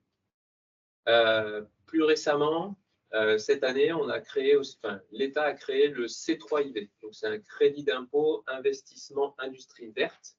Donc, ça concerne une niche d'entreprises. C'est des entreprises qui vont travailler sur la production de composants ou d'éléments qui vont permettre de produire des éoliennes, des panneaux photovoltaïques, des batteries ou des pompes à chaleur. Et donc, tous les investissements industriels faits sur une de ces 4 filières sont éligibles à ce crédit d'impôt. Ça s'obtient par un agrément. Donc, il y a le formulaire qui est disponible. Il a été publié, je crois, le 14 mars, donc c'est assez récent. Et donc, ça vous permet, sur ces investissements, d'obtenir entre 20 et 40% de crédit d'impôt.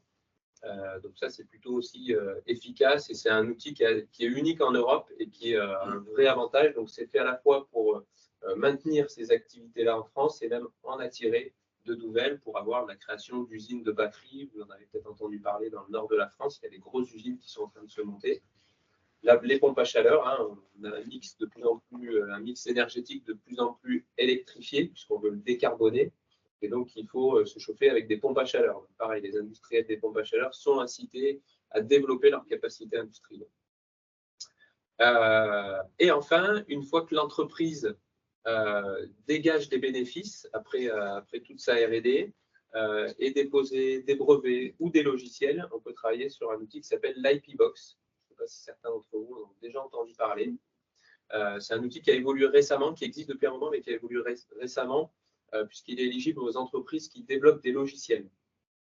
Et donc, si vous développez des logiciels et que vous avez des revenus de licence issus des logiciels ou des brevets que vous possédez, vous avez droit finalement à un taux réduit d'imposition sur les résultats issus de cette activité commerciale.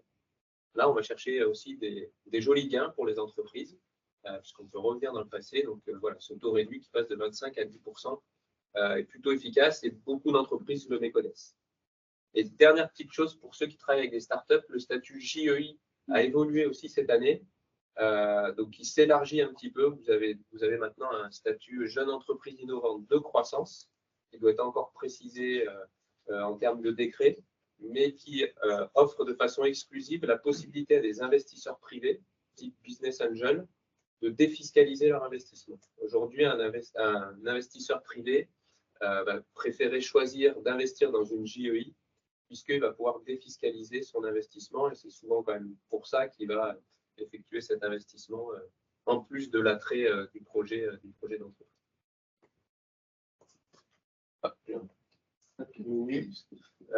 Bon, cette slide, ça présente de façon un peu différente de ce que je vous ai présenté tout à l'heure, et qui présente un petit peu les activités en termes de R&D et d'innovation dans l'entreprise, à quoi elles permettent finalement d'accéder en termes de financement. Et donc, ce qu'elles produisent en termes de résultats et ce qu'on va chercher en termes de financement.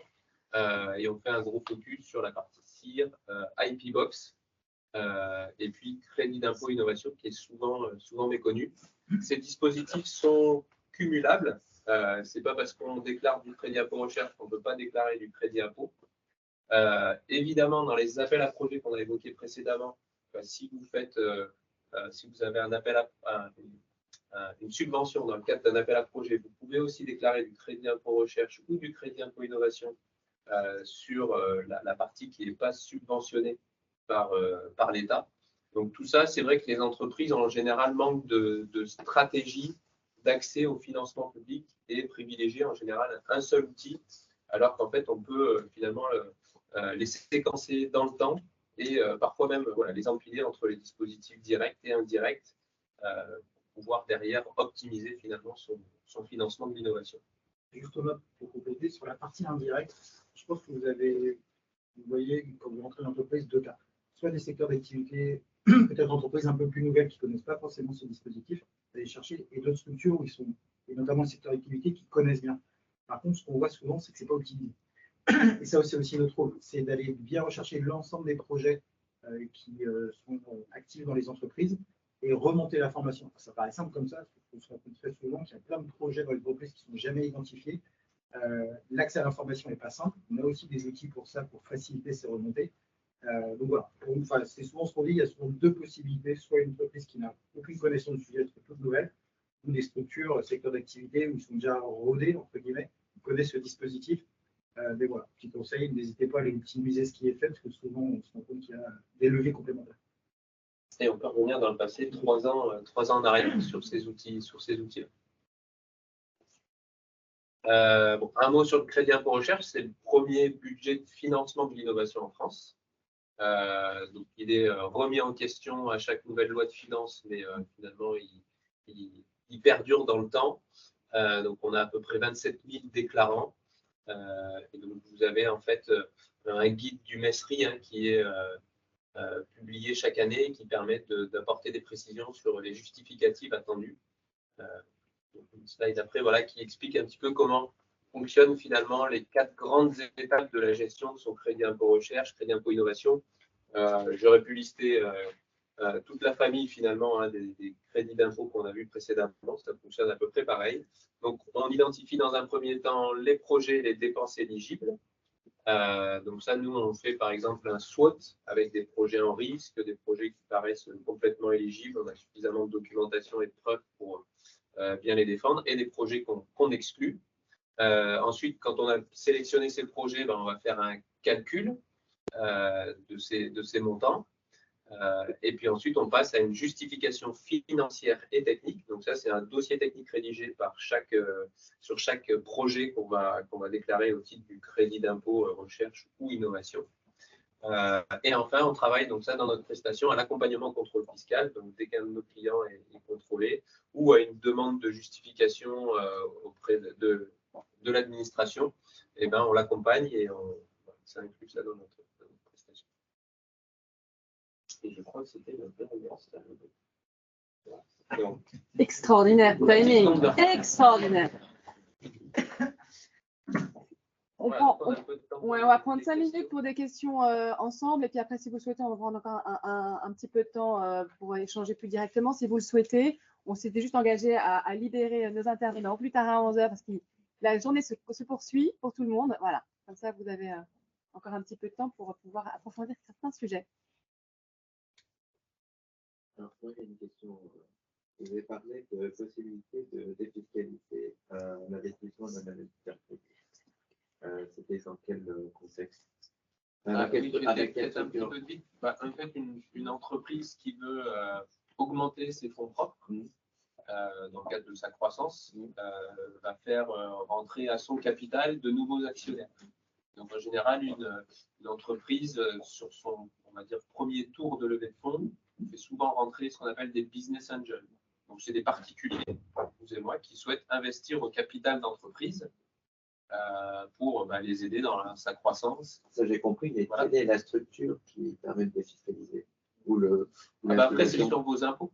C'est sur vos impôts directement. Donc, si vous investissez dans une structure qui est une JEI, donc qui a ce statut jeune entreprise innovante, ça vous permet, au moment où vous déclarez vos impôts, de dire j'ai fait un investissement de 10 000 euros, donc j'ai le droit à une défiscalisation de 30 à 50% selon le statut de la JEI de l'entreprise. Et ça, c'est pas un particulier, c'est pas une entreprise, c'est pas un fonds.